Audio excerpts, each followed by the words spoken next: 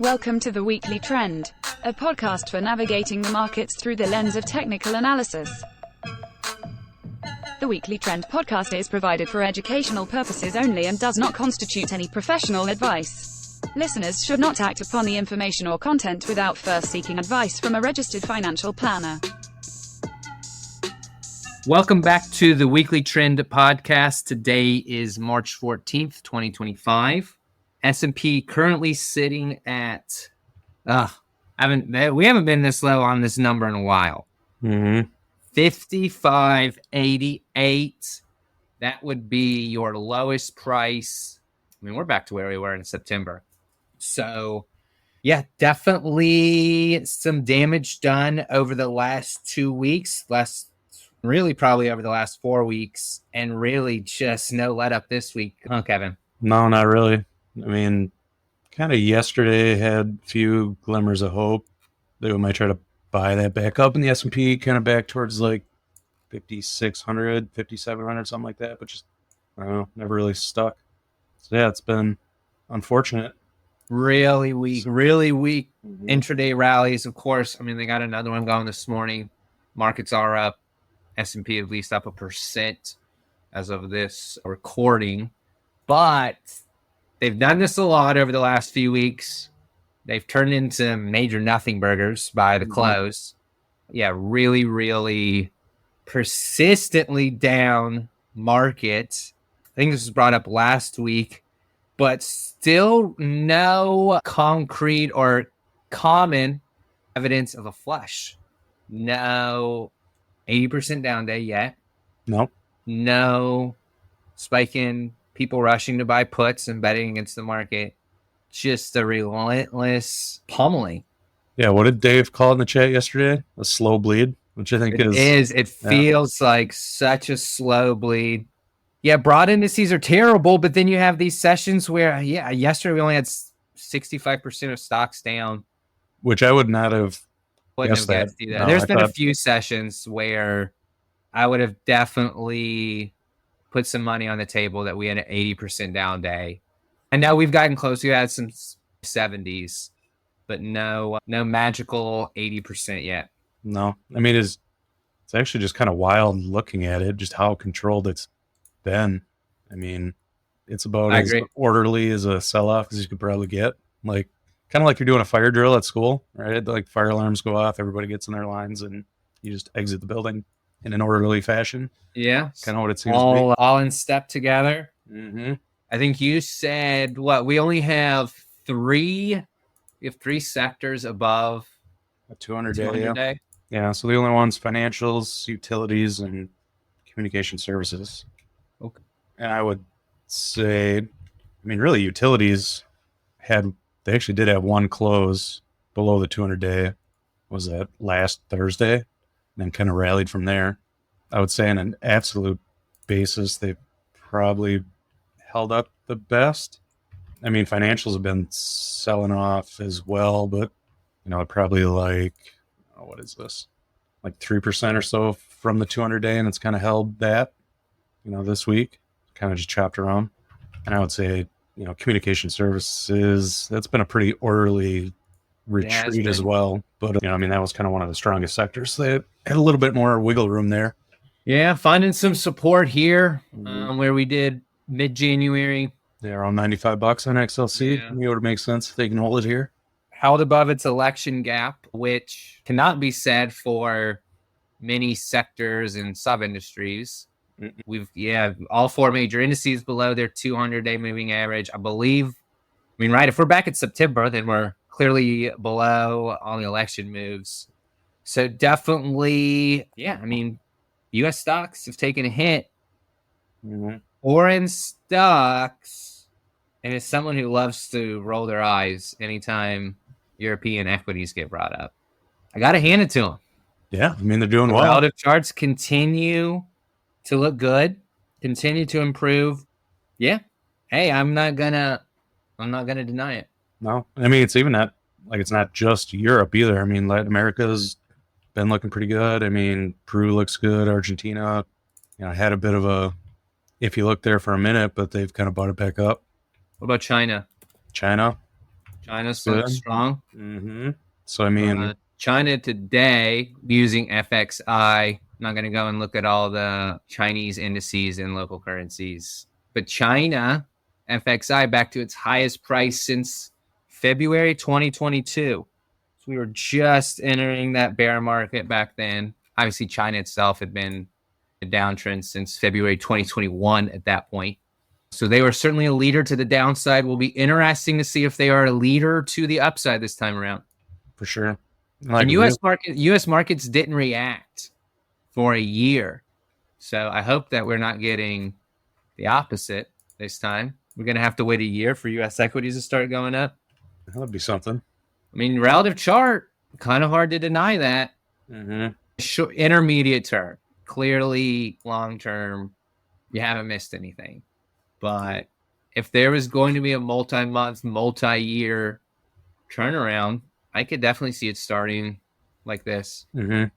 Yeah, I mean, because it's almost like it's harder to find things internationally that don't look as good right at this point. And really, the only things like Australia, not really all that impressive. New Zealand, but I mean, we talked about Latin America looks fine, Europe fine, Asia. Yeah, I go through 1 week returns, and it's still, I mean, it's all straight down: Austria, Greece, Poland, China, internet, Finland, Spain, European financials.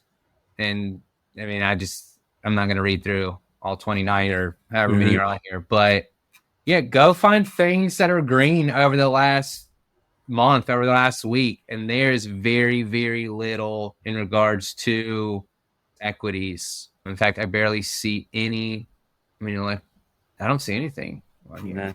And I mean, we talked about the three sectors, I guess, that are still above their 200-day. I mean, within financials, I know insurance has started to look really good, really just broad insurance. So like even the brokers, services, like all your, multi-line names, property and casualty. I mean, things are looking pretty good there. No tariffs on insurance. Right? Yeah, I guess not. It's one place you could probably hide out if that's something that you're spooked over.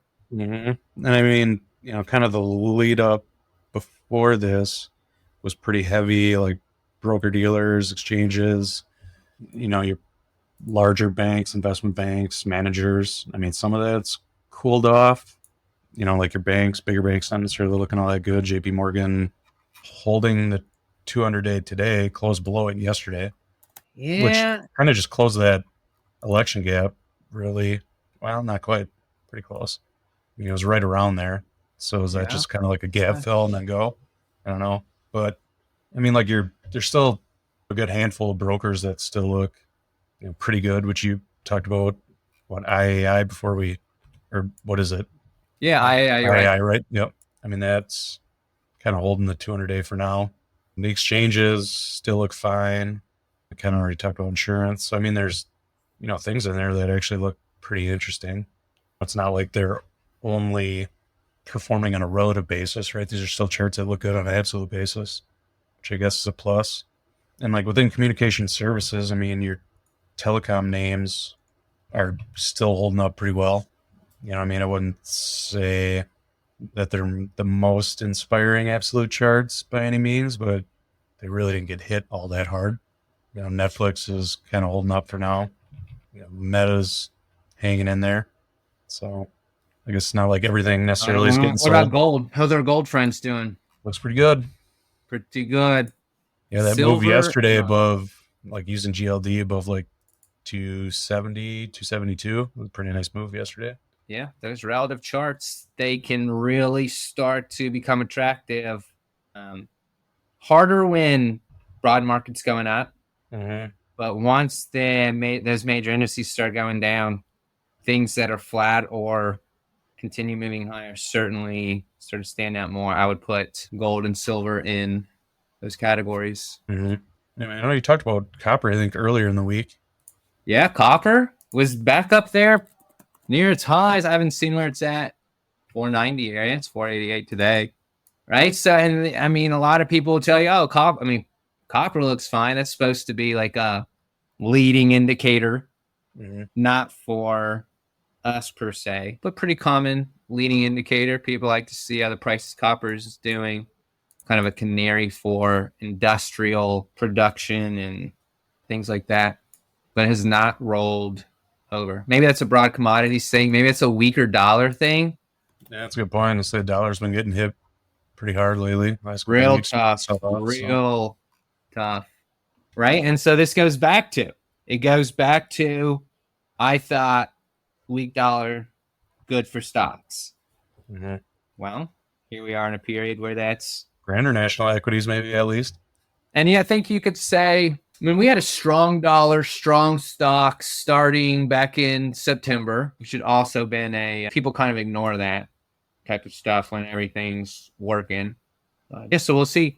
I think it is important to bring to the attention that our sponsor for the podcast, ADPV, listed on the NYSE, helps investors access two of the most prevalent factors in markets, momentum and relative strength, through proprietary identification methods. The Adaptive Select ETF attempts to own the strongest 25 large cap stocks and when the market is in an uptrend.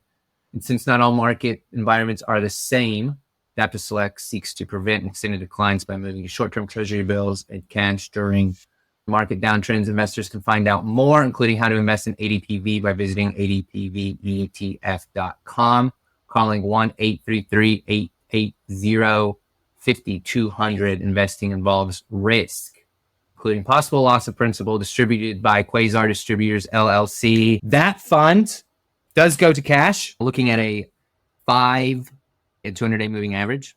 When the 5 is below 200-day on a Friday, the following week, strategy moves to the short-term T-bills that were mentioned, and that will get its first signal since October 2023.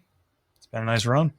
It has been a nice run. We'll see. It could always be a fake out, right? We could be right back in equities in a week. That's how trend following happens. But for the sake of this strategy, long-term trends, we have now triggered we're going to go hang out. We're going to go hang out in the right-hand lane for a little bit. And maybe next week we're on the podcast, Kevin, and we're 120% long. I don't know. Could happen. Yeah, but it will not be happening today. No.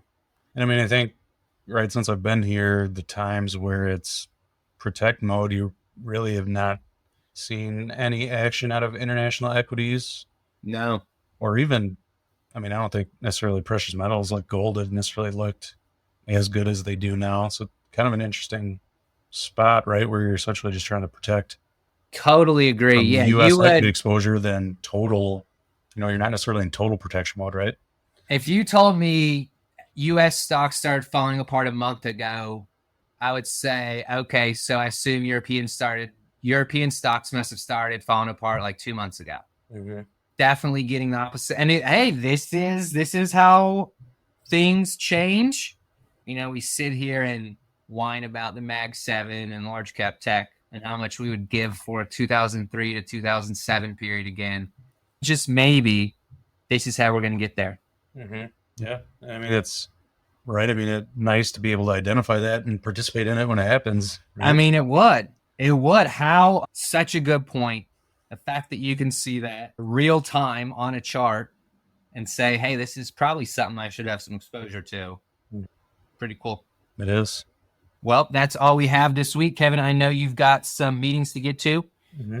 So thank you all for joining us. Please give us a good review at your podcast platform of choice if you enjoyed our conversation today. Have a great weekend, everyone. Have a good weekend.